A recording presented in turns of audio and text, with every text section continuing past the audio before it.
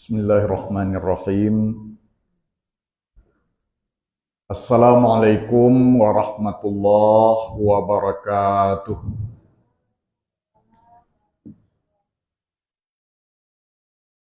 Alhamdulillahi rabbil alamin. Nahmaduhu wa nasta'inuhu wa nastaghfiruh. Wa na'udzu billahi min syururi anfusina. Man yahdillah fala mudhillalah wa man yudlilhu fala hadiyalah. Asyhadu an la ilaha illallah wahdahu la syarikalah wa asyhadu anna Muhammadan abduhu wa rasuluh alladzi la nabiyya ba'dah. Rabbi shrah li sadri wa yassir li amri wahlul 'uqdatam min lisani yafqahu qawli. Bapak-bapak, ibu-ibu, kaum muslimin dan muslimat, sidang jamaah maghrib rahimakumullah. Kembali kita mengaturkan puji dan syukur kepada Allah Subhanahu wa taala yang masih memberikan nikmat kesehatan dan nikmat kesempatan sehingga kita masih mampu untuk melaksanakan salat maghrib secara berjamaah. Salawat dan salam kita sampaikan buat Nabi kita, Nabi Muhammad sallallahu alaihi wasallam yang telah meninggalkan waparan lengkap bagi kita, yaitu Al-Quran dan Sunnah. Bapak Ibu sidang jamaah maghrib rahimakumullah, kita mulai pengajian kita dengan membaca basmalah. Pada malam hari ini kita akan melanjutkan kajian tafsir surat Al-Baqarah yang sudah kita bahas sejak beberapa bulan yang lalu. Namun untuk kedepannya kita sudah menyusun jadwal penceramah yang melanjutkan sebenarnya mulai dari bulan April ini sampai Desember, dan itu nanti kita akan sampaikan kepada masing-masing ustadz itu, kita minta tema atau kita tawarkan tema yang akan dibahas supaya pembahasan masing-masing ustadz itu nanti tidak sama. Nah, kalau nak buat tema, kadang-kadang mungkin ada ustadz lah menyampaikan patang, ambo dia nak tahu, ambo sampai level lihat. Jadi untuk ke depannya lah akan kita minta, karena susunan ustaz-ustaz ko lah kita buat. Kemudian tinggal kita meminta tema lah. Mudah-mudahan dalam minggu besok itu sudah bisa kita tempelkan. Jadi untuk hari ini mungkin pembahasan kita masih melanjutkan saja tema yang lalu, dan juga mungkin kita akan sedikit melakukan muhasabah ataupun melakukan evaluasi terkait dengan ibadah Ramadan yang baru saja kita keluar dari melaksanakan puasa Ramadan. Tentu masih cukup waktu bagi kita untuk melakukan yang namanya penilaian. Apakah puasa Ramadan yang kita lakukan itu sudah mencapai target? Nah, Bapak Ibu sidang jamaah yang berbahagia, Di antara target kita melaksanakan puasa Ramadan itu adalah untuk mendapatkan ampunan atau maghfirah. Maka pertanyaannya adalah apakah kita sudah mendapatkan ampunan atau maghfirah itu.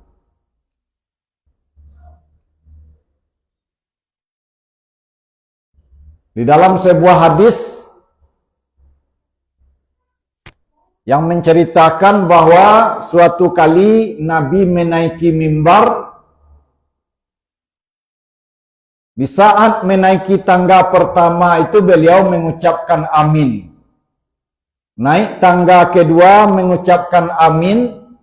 Dan naik tangga ketiga beliau juga mengucapkan amin.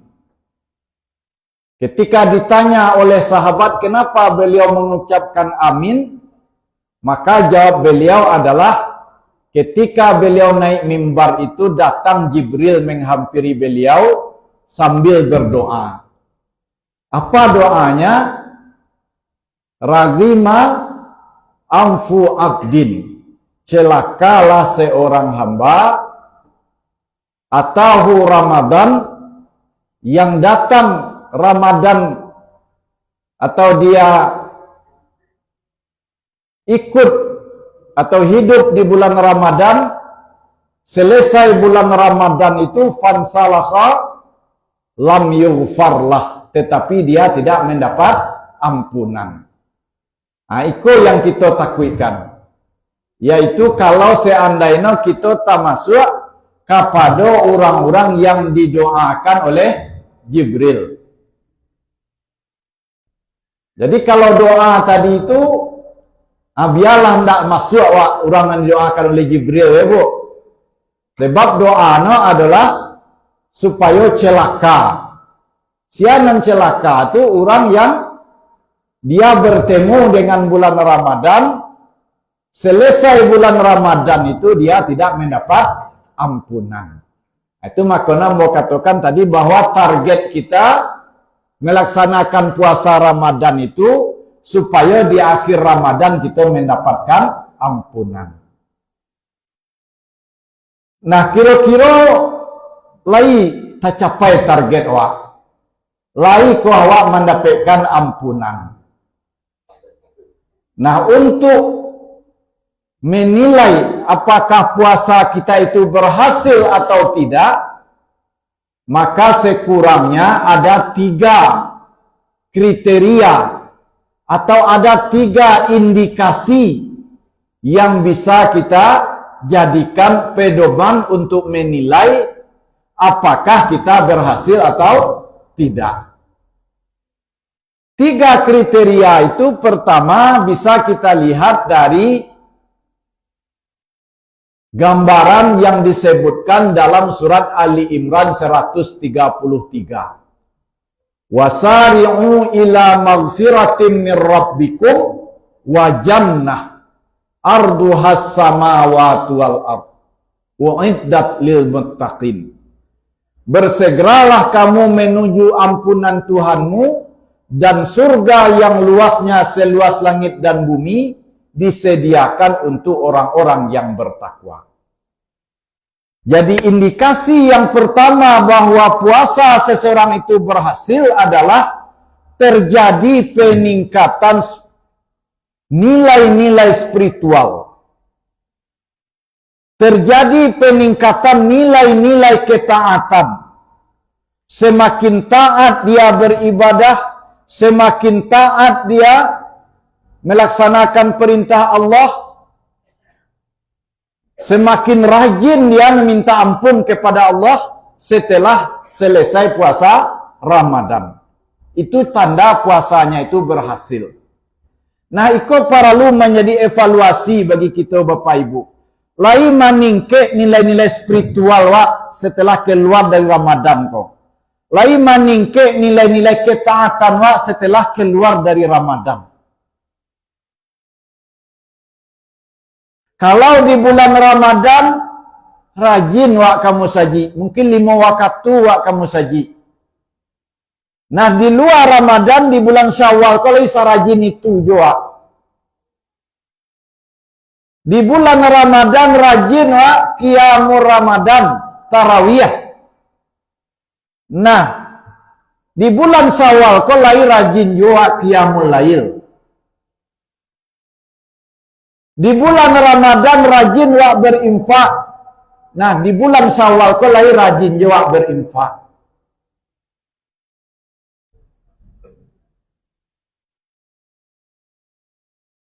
Nah, iko yang menjadi standar tadi Bapak Ibu. Mana ngerajin wa di bulan Ramadan dengan di bulan Syawal. Ramadan itu artinya membakar. Jadi selama bulan Ramadan kita sudah membakar dosa-dosa kita. Kita sudah membakar kebiasaan-kebiasaan buruk kita. Maka masuk bulan Syawal, Syawal itu artinya adalah peningkatan. Berarti semakin meningkat ketaatan kita.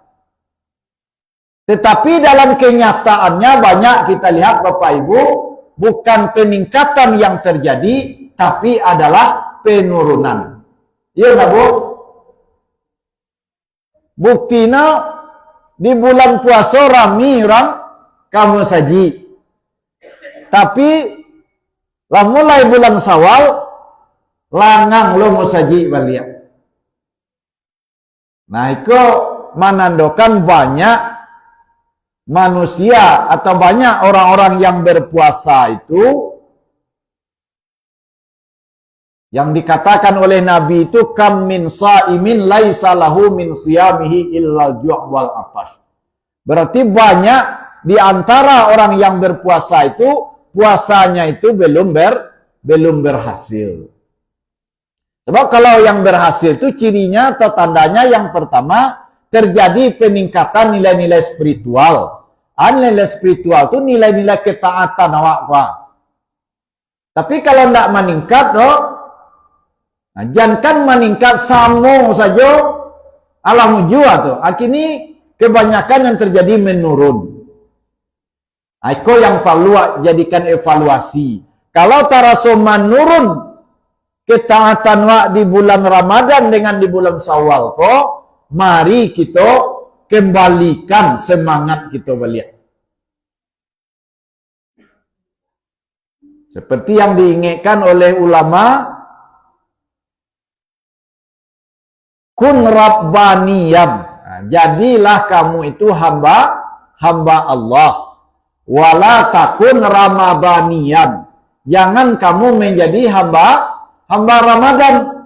Kalau hamba Ramadan tentu di bulan Ramadan siwa rajin, di bulan Ramadan siwa taat. Tapi kalau rabbaniyan hamba Allah, nah, tentu samo sino di bulan Ramadan atau di luar Ramadan samo sing ketaatan awak. Itu hendaknya. Nah, itulah ciri pertama bahwa puasa itu berhasil. Lalu yang kedua, ciri bahwa puasa kita itu berhasil, Bapak Ibu, terjadi peningkatan nilai-nilai sosial. Kalau tadi nilai-nilai spiritual, ini yang kedua nilai-nilai sosial. Iko juga digambarkan oleh Allah dalam surah Ali Imran 134. Alladzina yunfiquna fis sarra wad dharra. Orang-orang yang menginfakkan hartanya di kala lapang dan di kala sempit. Jadi orang yang berhasil puasanya itu terjadi peningkatan kepedulian sosialnya. Terjadi peningkatan kepekaan sosialnya. Karena di bulan puasa kita dilatih menahan lapar. Kita merasakan bagaimana sakitnya lapar. Kita merasakan bagaimana susahnya haus. Maka tentu setelah keluar dari Ramadan, semakin penyayang kita, semakin halus perasaan kita. itu bukti bahwa puasa kita itu berhasil. Peningkatan nilai-nilai sosial. Lalu yang ketiga Bapak Ibu, yaitu terjadinya peningkatan di bidang dimensi emosional. Apa itu emosional atau kemampuan mengendalikan emosional? Artinya adalah kemampuan mengendalikan diri. Jadi di dalam agama itu sebenarnya 3 hal ini yang harus kita jaga, yang harus kita perbaiki. Pertama adalah kemampuan di bidang spiritual, kedua di bidang sosial, yang ketiga adalah di bidang emosional.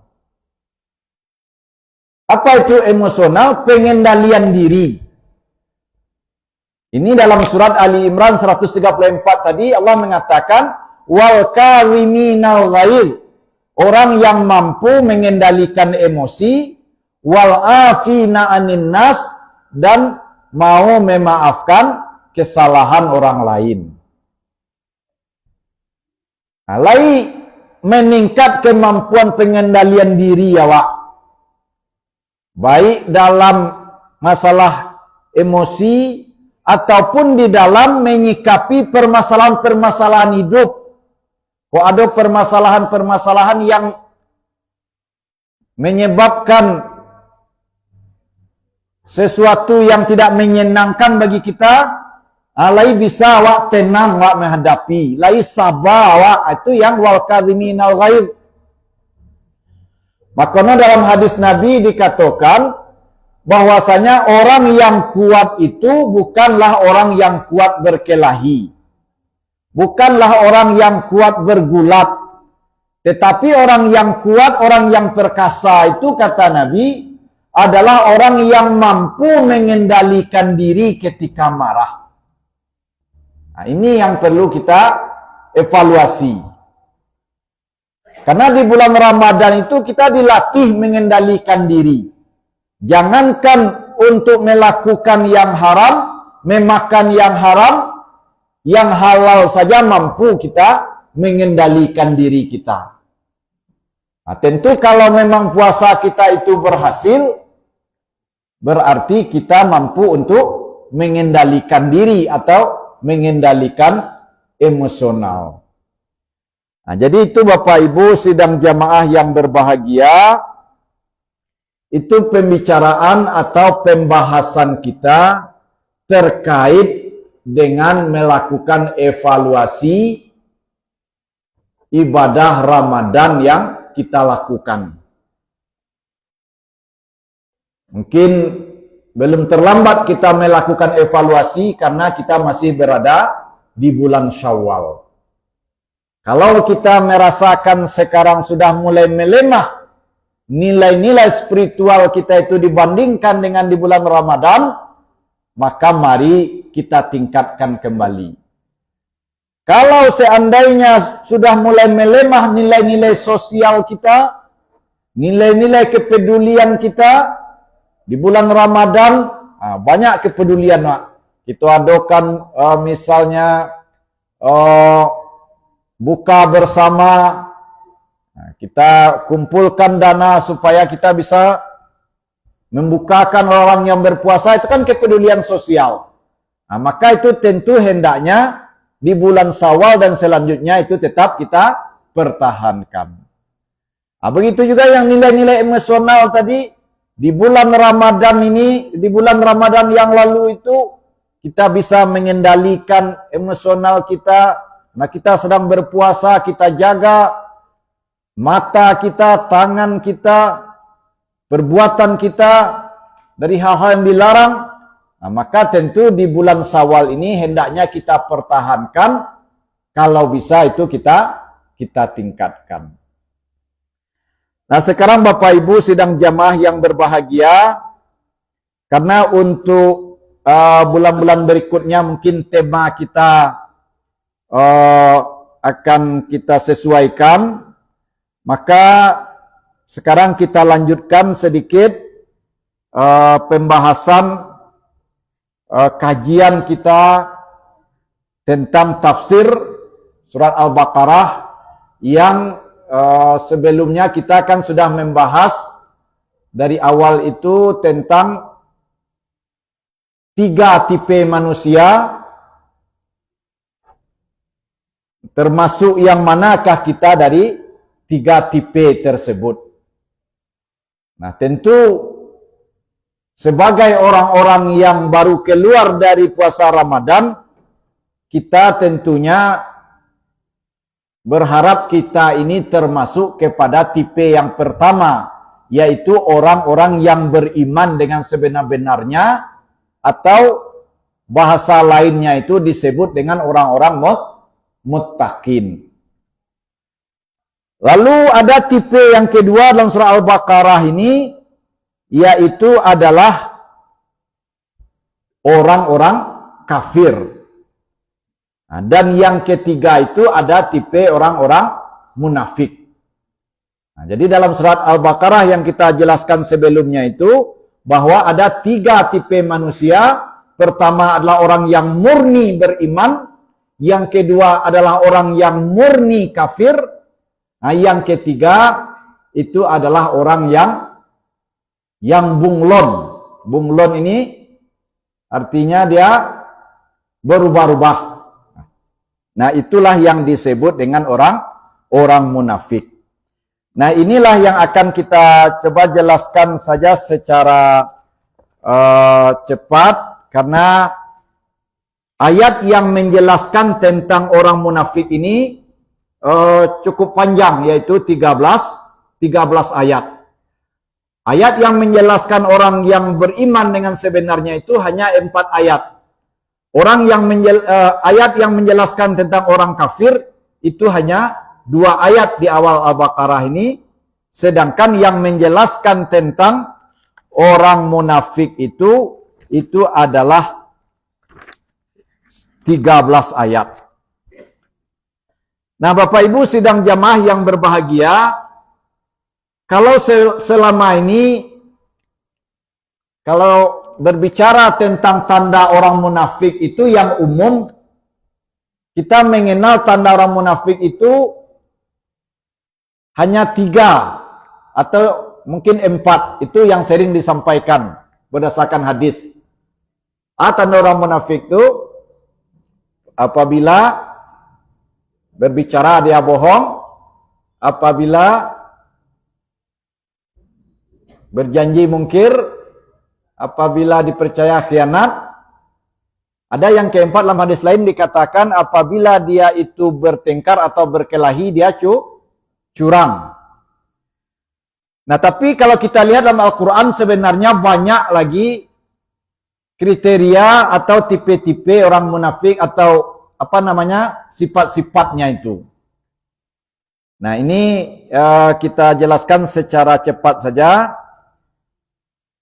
Pertama,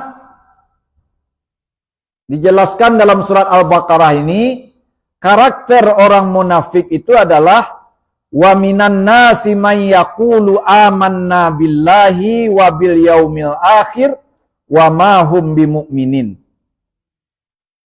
Di antara manusia itu ada yang berkata kami beriman kepada Allah dan hari akhir, padahal sesungguhnya mereka itu bukanlah orang yang beriman.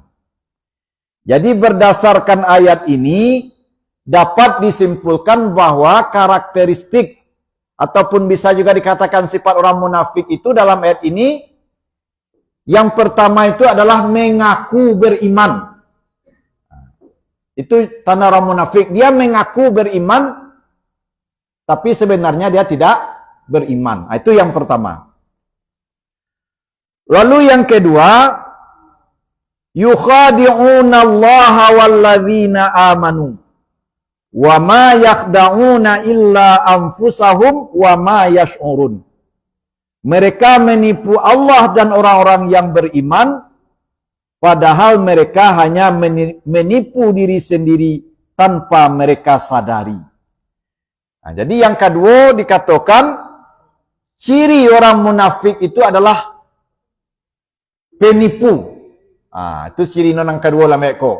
Manipu, suko manipu. No manipu Allah kecek no dan orang beriman. Padahal mereka menipu diri mereka sendiri. Lalu dikatakan wa ma yash'urun, tapi mereka tidak sadar. Itu bayon orang munafik kok. Orang munafik adalah dia tidak sadar bahwa yang dia lakukan itu salah. Itu makanya orang munafik jarang yang bisa bertaubat. Jarang yang kembali pada Allah. Seperti di antara tokoh munafik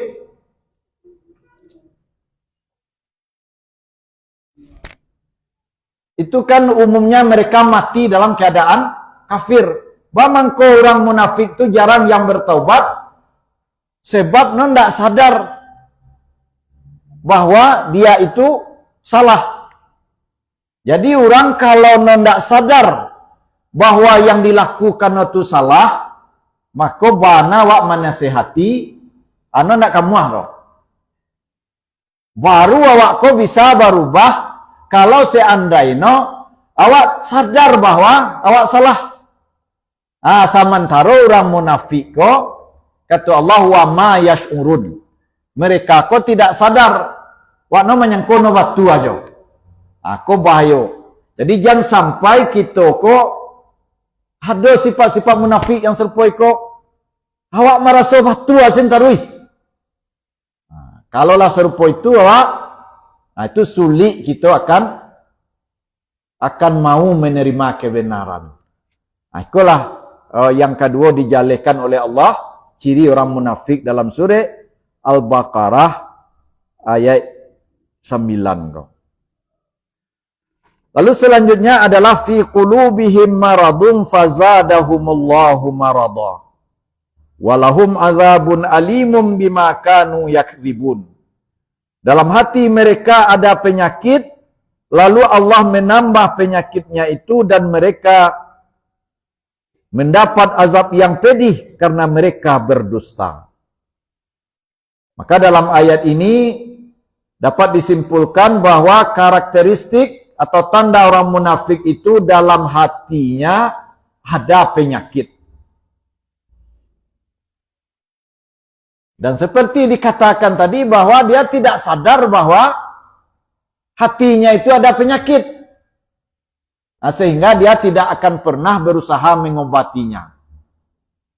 Nah, penyakit apabila kita biarkan, tidak kita obat-obati, maka biasanya penyakit itu akan semakin parah, semakin bertambah.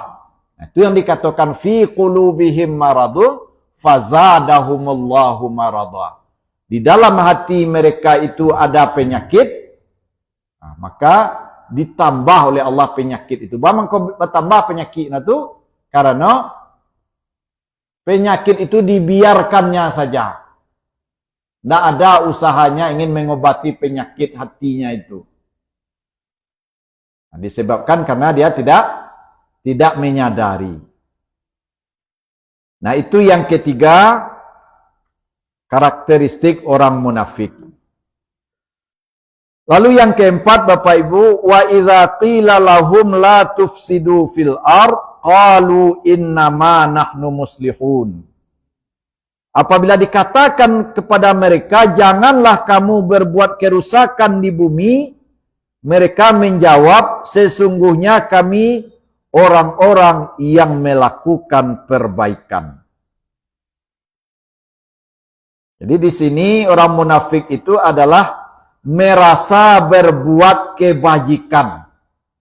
Itu cirinya yang kampe. Wakno maraso, wakno kolah babue elok. Nandi karajo anokolah lah batua. Jadi kalau kita lajale awak salah, tapi awak maraso elok yo karajo tu, itu adalah termasuk kepada tanda-tanda orang munafik. Itu dikatakan dalam ayat selanjutnya, ala innahum humul mufsiduna walakin la yash'urun. Ingatlah sesungguhnya mereka lah yang berbuat kerusakan, tetapi mereka tidak menyadari. Nah, jadi serupa tadi juga, orang-orang munafik itu dia tidak menyadari bahwasanya dia itu melakukan kerusakan. Lalu yang kelima, wa idza qila lahum aminu kama amanan nas qalu anu'minu kama amanas sufaha ala innahum humus sufaha walakin la ya'lamun. Apabila dikatakan kepada mereka, berimanlah kamu sebagaimana orang lain telah beriman, mereka menjawab, apakah kami akan beriman seperti orang yang kurang akal itu, atau seperti orang-orang bodoh itu beriman? Ingatlah sesungguhnya mereka itulah orang-orang yang bodoh, tetapi mereka tidak tahu. Nah, jadi yang kalimo tanda orang munafik itu, mereka itu sombong. Mereka itu menganggap orang lain itu bodoh. Nah, mereka menganggap mereka itu yang hebat, yang pintar. Nah, jadi kalau ada kita memiliki sifat menganggap orang kok bodoh, awak sin terasa dia nancadia. Nah, itu kalau surah Al-Baqarah, itu tamasuk ya do kepada ciri orang munafik.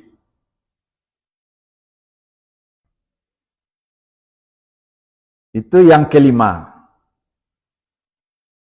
Lalu yang keenam, wa idza laqul ladzina amanu qalu amanna wa idza khalau ila syayatinihim qalu inna ma'akum innama nahnu mustahzi'un. Apabila mereka berjumpa dengan orang-orang beriman, mereka berkata, kami telah beriman. Tetapi apabila mereka kembali kepada setan-setan atau para pemimpin mereka, mereka berkata, sesungguhnya kami bersama kamu, kami hanya berolok-olok. Nah, jadi yang keenam ciri orang munafik itu dia bermuka dua. Kalau dia bertemu dengan orang beriman, nah, dia katakan pula dia beriman. Tapi kalau bertemu mereka sama-sama orang munafik atau dengan teman-temannya, nah, maka dia mengatakan kami bersama kamu. Kami hanya berolok-olok sin atau ngecian kami beriman tuh. Nah, itu cirino yang keenam, yaitu mereka itu bermuka dua. Kemudian yang ketujuh,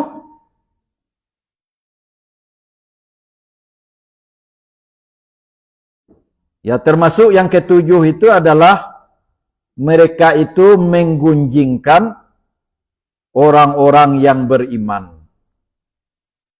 Nah, itu yang dikatakan tadi, bahwasanya mereka mengatakan kami hanya berolok-olok. Nah, jadi dikecekkanlah ke orang-orang munafik atau kawan-kawannya bahwa dia itu hanya mengolok-olokkan orang-orang yang beriman. Jadi dia berarti kan menjelekkan atau menggunjingkan orang-orang yang beriman. Nah, jadi Bapak Ibu sidang jamaah yang berbahagia, itulah 7 tanda-tanda orang munafik atau karakteristik orang munafik yang dijelaskan oleh Allah di dalam surat Al-Baqarah ini. Kurangnya ada 7 macam itu. Dan kalau kita lihat perbandingannya kan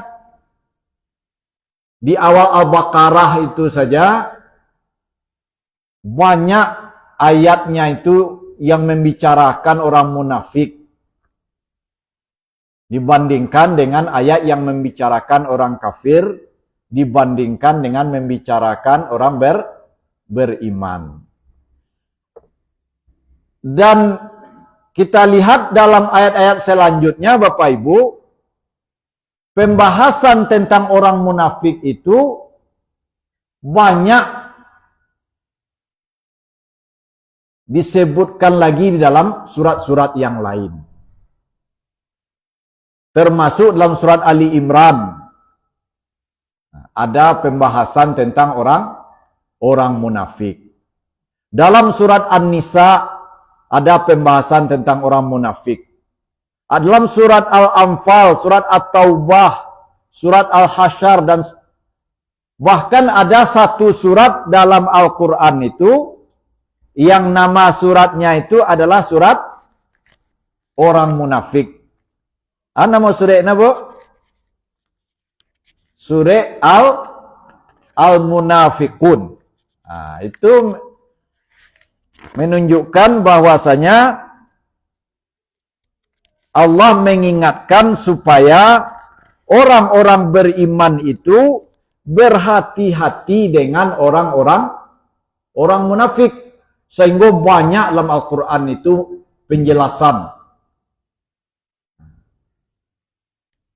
Seperti dalam surat An-Nisa misalnya, itu masih banyak dijelaskan ciri orang munafik itu. Allah mengatakan, Basyiril munafiqina bi anna lahum azaban alima.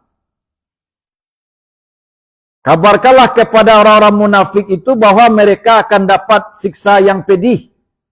Siapa itu orang munafik dalam surah An-Nisa?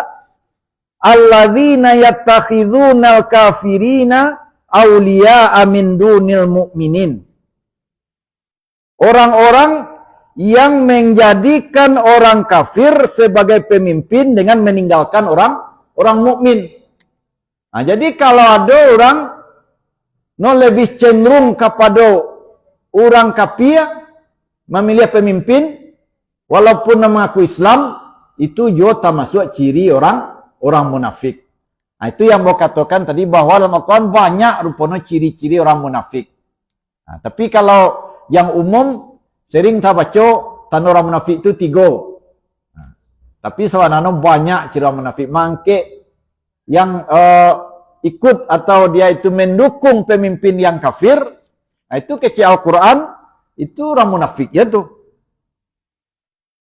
Kemudian وَقَدْ نَزَّلَ عَلَيْكُمْ فِي الْكِتَابِ أَنْ إِذَا سَمِعْتُمْ آيَاتِ اللَّهِ يُكْفَرُ بِهَا وَيُسْتَهْزَأُ بِهَا فَلَا تَقْعُدُوا مَعَهُمْ حَتَّى يَخُوضُوا فِي حَدِيثٍ غَيْرِهِ. Nah, orang-orang yang suka memperolok-olokkan ayat Allah. Nah, itu termasuk orang munafik itu.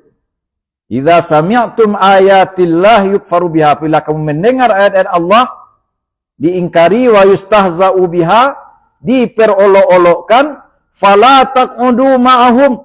Nah, janganlah kamu duduk bersama mereka. Karena itu orang munafik. Hatta yakhudu fi haditsin ghairi. Sampai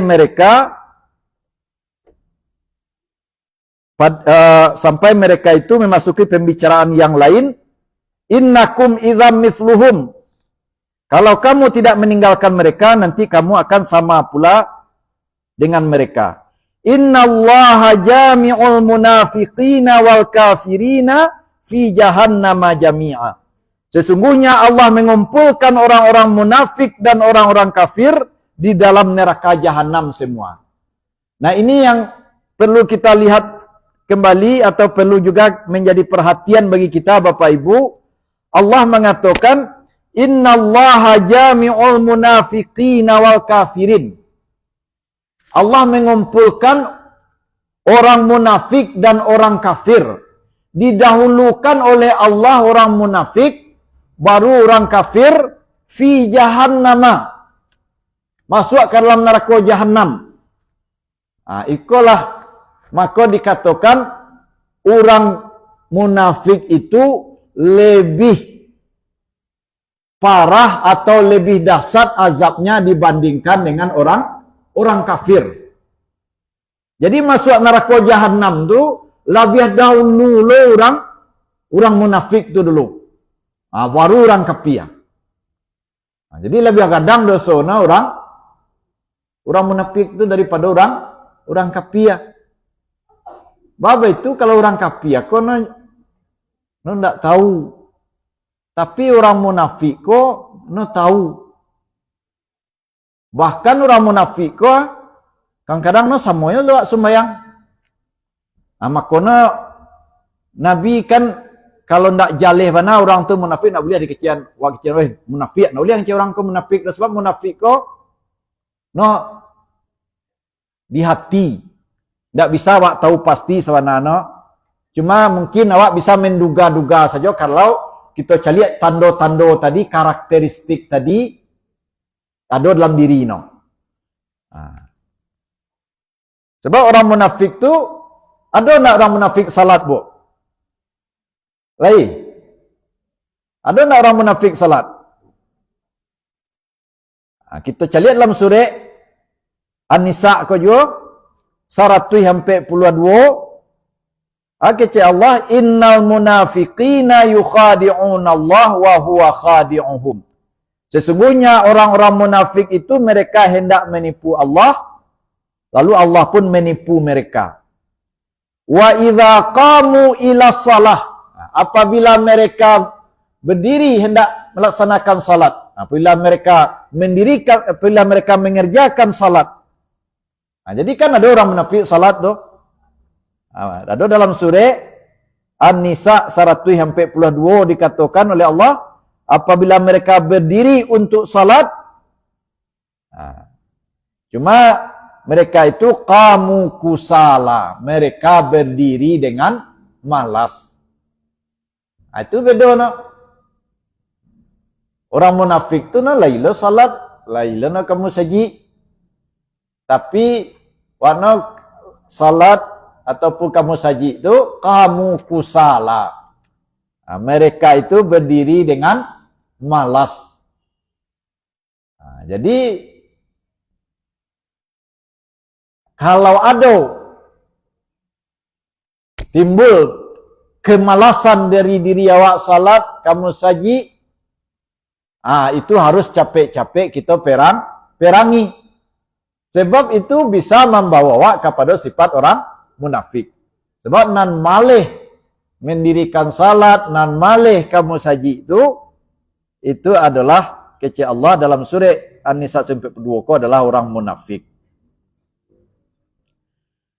Kemudian yura'unan nas. Mereka salat itu karena ingin dilihat oleh orang. Jadi kalau ada timbul perasaan bangga kita dengan salat kita, dengan rajinnya kita ke masjid, dengan taatnya kita ini, itu berarti setan sedang membisikkan karakteristik munafik ke dalam diri kita. Itu juga harus cepat-cepat kita perangi. Lalu yang selanjutnya, wala yadhkurunallaha illa qalila, dan tidaklah dia mengingat Allah kecuali sedikit. Itu perlu juga kita evaluasi ketika awak salat. Jangan-jangan kita dalam salat, apalagi kalau kita salat sendirian, kadang-kadang pengana awak tu sedikit sekali mengingat Allah. Lebih banyak yang di luar salat tu yang awak kanai. Nah, kalau acok salat awak serupa itu perlu je menjadi evaluasi bagi diri awak. Jangan-jangan ada sifat-sifat atau karakteristik munafik yang mulai masuk ke dalam diri kita. Jadi itulah Bapak Ibu sidang jamaah yang berbahagia. Kita mengkaji tentang karakteristik munafik ini supaya kita bisa menjauhinya sehingga hati kita itu betul-betul bersih dari sifat-sifat kemunafikan. Itulah yang bisa saya sampaikan. Mohon maaf atas segala kekurangan. Nasrun minallah wa fathun qarib. Wassalamualaikum warahmatullahi wabarakatuh.